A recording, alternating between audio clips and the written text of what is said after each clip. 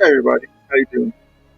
So what I thought was I would try something different. Normally I do my episodes, play watch along type stuff.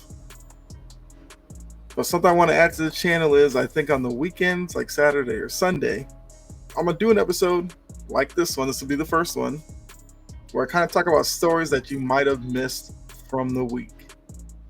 So I have a few stories that may not have gotten widespread news. Like I said, you may have overlooked it, so I'm gonna catch you up on some stuff.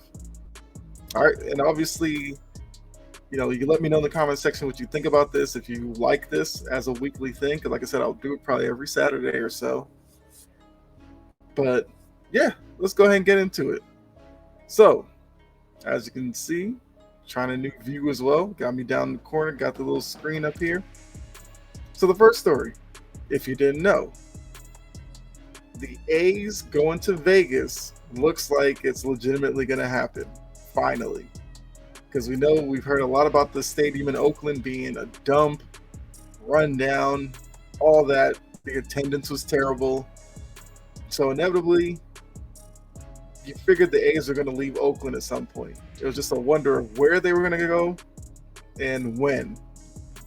But this past week, it's been put in front of the owners for them to vote on the move for Oakland to Vegas, and Vegas has a stadium deal already in the works. I believe it's like $380 billion stadium. That could be way off. That sounds really high, as I just said it. Might be 380 million, but neither here nor there. But this is the first kind of rendering of what this stadium would look like. And to be honest with you, looks kind of nice. Got the little Vegas skyline in the back. What's wrong with that? And my assumption is if they move out of Oakland to Vegas, attendance goes up. But I think in order for that to happen, ownership's got to put more money into the product, of course, because we know that the Moneyball era where Oakland's getting by on kind of cheap contracts and it was like the cute little story in Major League Baseball. Those days are done. They've been embarrassing this year. I think they're like 10-44. But it kind of seems like, remember the movie Major League when the new owner came in and her plan was to have a team so bad that she could move them out of Cleveland? That's almost what it seems like this season is in Oakland. Now, you do got to kind of feel for the Oakland fans because they lost the Raiders, losing the A's. Weren't the Warriors used to be in Oakland, kind of, even though they're called Golden State, and they even moved out. So, not really the best time for Oakland recently, but I guess we could be happy to see the A's finally get a new stadium. And plus, we already know Vegas is a hotbed for all the sports leagues. The Golden Knights have been doing well in NHL. There's talks of the NBA going to Vegas. The WNBA is already in Vegas. So it looks like Major League Baseball is joining in the fun, tapping into the Vegas market. But let me know what you think about this down in the comments section. All right, the next story, DeAndre Hopkins. He was cut by the Cardinals. I believe this was yesterday. And this ends the long saga of what was going to happen with him. We heard everything from being traded for a second-round pick, but the draft came and went. That didn't happen. Then we were wondering, the Cardinals try to mend the relationship with DeAndre Hopkins? Obviously not, because they decided to just cut him. So now with Hopkins out in the free agent market, there's questions about where is he going to go. There was reports that he's named 5 teams or so with quarterbacks that he would love to play for. Let's see, we got Josh Allen in Buffalo, Mahomes in Kansas City, of course. You put Hurts in Philly, Lamar, Baltimore. Who's the fifth one? I can't remember the fifth one. But there's 5 teams. Of course, there could be some sleeper team out there outside of those teams that ends up signing him. But Hopkins is now a free agent. He's, I guess, on the wrong side of 30, as you would put it. We know he's a guy who's a outside the numbers threat, great catch radius, great tough catch kind of guy. And it's going to be interesting to see where he ends up going, because if he goes to Kansas City, I mean, remember last year Kansas City had their great season without a legit number one. If Hopkins goes there, you give Mahomes a number one wide receiver target. We know Travis Kelce is always going to be his number one option, but Hopkins playing off of Kelce could really be great for the both of them. I mean, Baltimore, they just brought in Odell Beckham. They drafted Zay Flowers. They have Bateman and those young guys there. You put Hopkins there. Could it be seen as a crowded wide receiver room? I don't know, but if you're Baltimore, isn't that kind of a good problem to have? Philly, look, Philly made it to the Super Bowl last year. Bringing in Hopkins, they'd obviously be looking at that as a complementary piece to their offense to try to take them over the hump.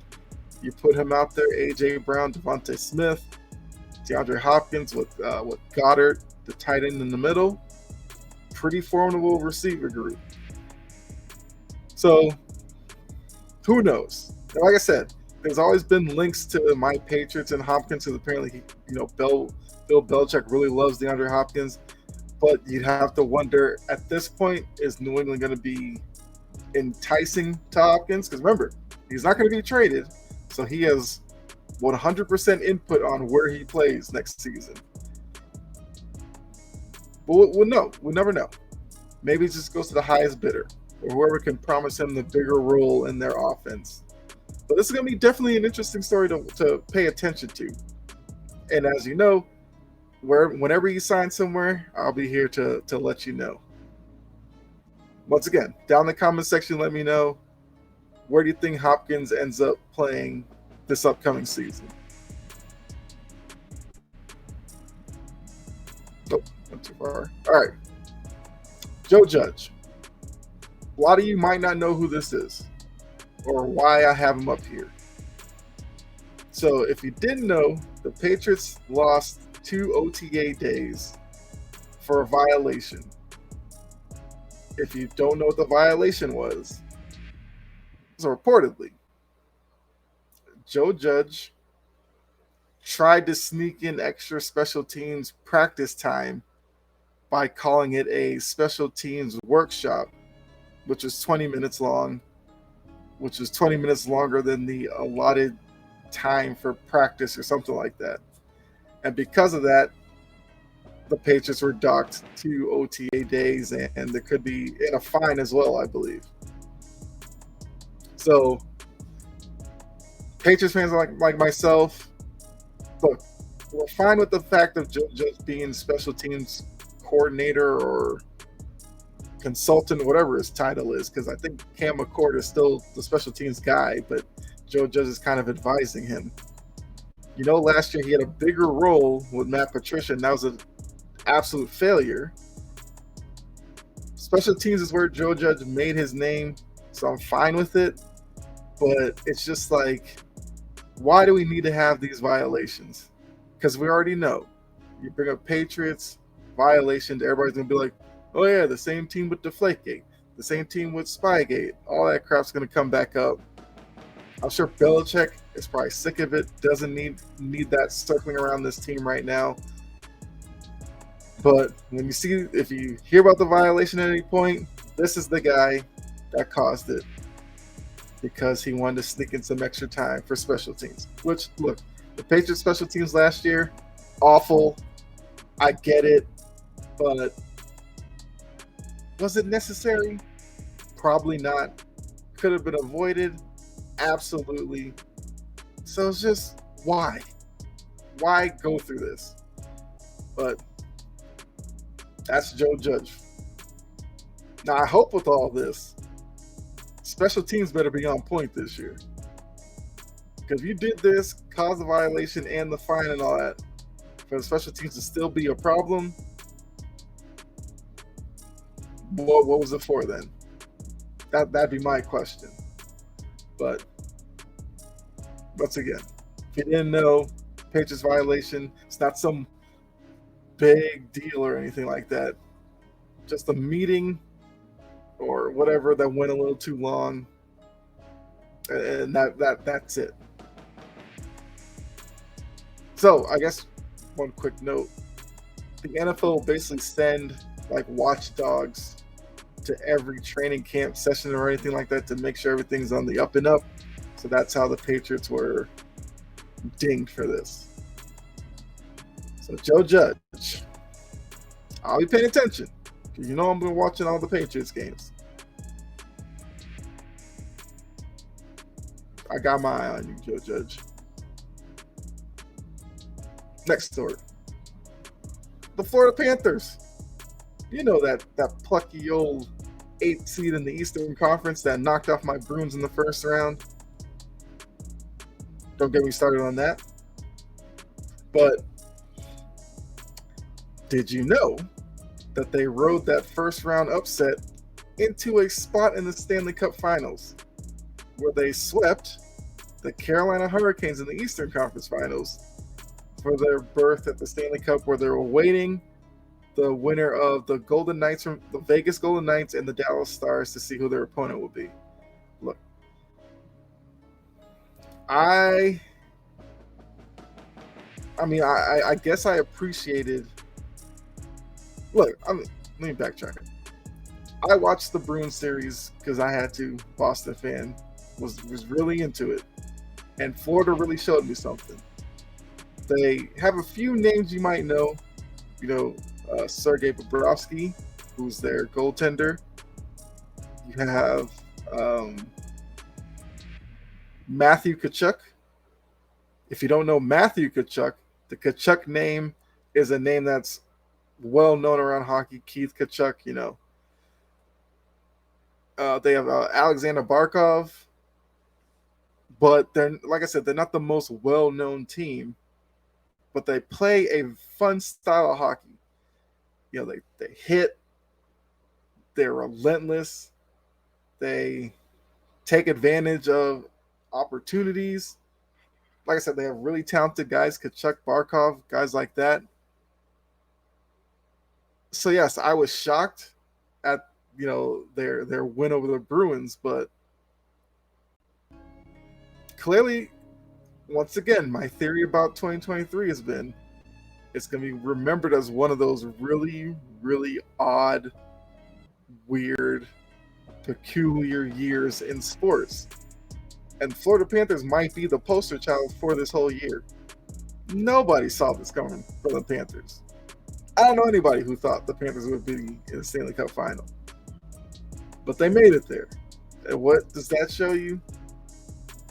You don't win Stanley Cups, NBA titles, Super Bowls on paper.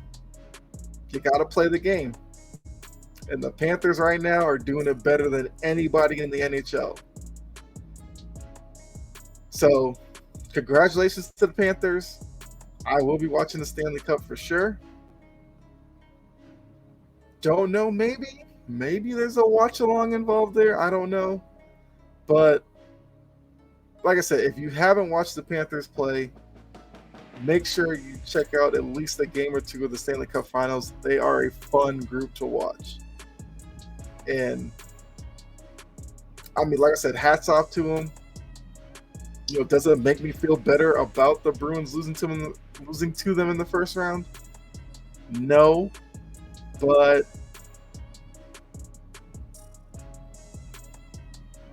at least now maybe it just seems like Florida was just a team of destiny. Maybe. But yeah, the Bruins loss still hurts a little bit. Just a little bit. I guess only because of what it meant for the Bruins, kind of the end of an era with certain guys, and it's going to be tough, but I'm not getting sidetracked.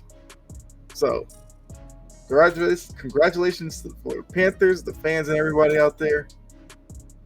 Let's see if they can finish this Cinderella run with the Stanley Cup title. To be honest with you, I'm probably rooting for them.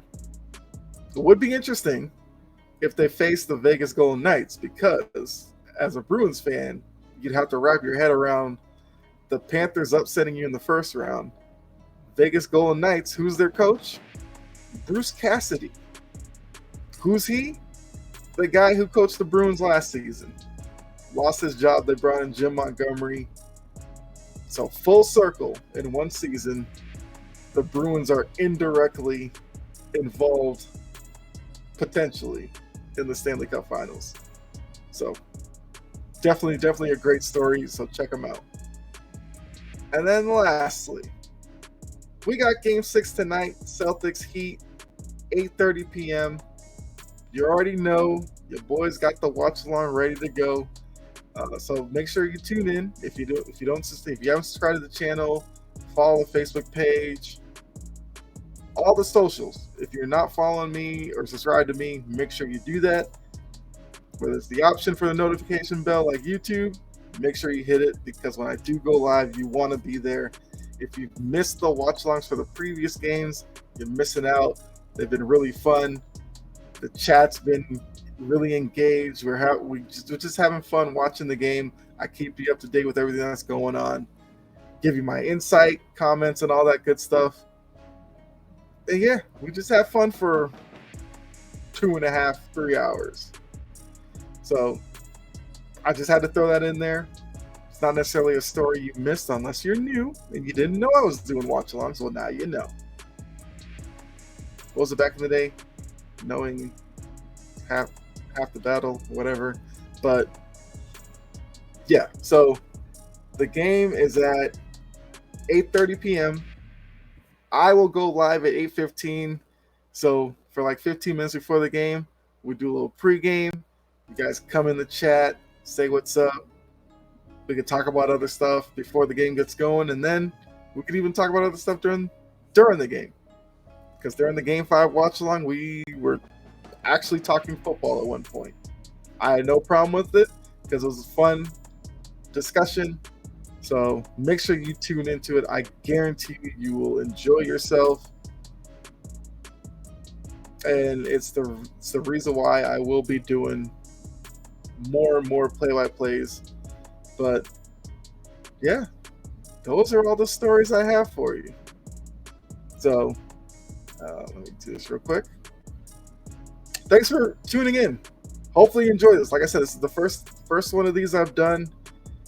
I really like it, so I'll do these once a week on the weekend. I don't know if it's going to be Saturday every week. It might be Sunday. For right now, I'm going to try to do them every Saturday. Just give you some stories that might have slid under the radar and get you caught up, because that's what I'm here for. Keep you in the know. So thanks for tuning in. If you enjoyed it, like I said, like, subscribe, share, all that good stuff. Down in the comment section for each of the stories I did, give me your opinion, your comments as well. And also let me know if you like these episodes. So be safe out there. God bless. And I'll catch you tonight, 8:15. Remember, 8:15 tonight. Game 6 watch along for Celtics Heat. Oh, it's going to be great. And that series has completely done a 180 in a few days. So we'll see what happens tonight. Can the Heat close it out? Or can the Celtics force that the two most, I don't even know, thought-provoking, beautiful words in sports, Game 7.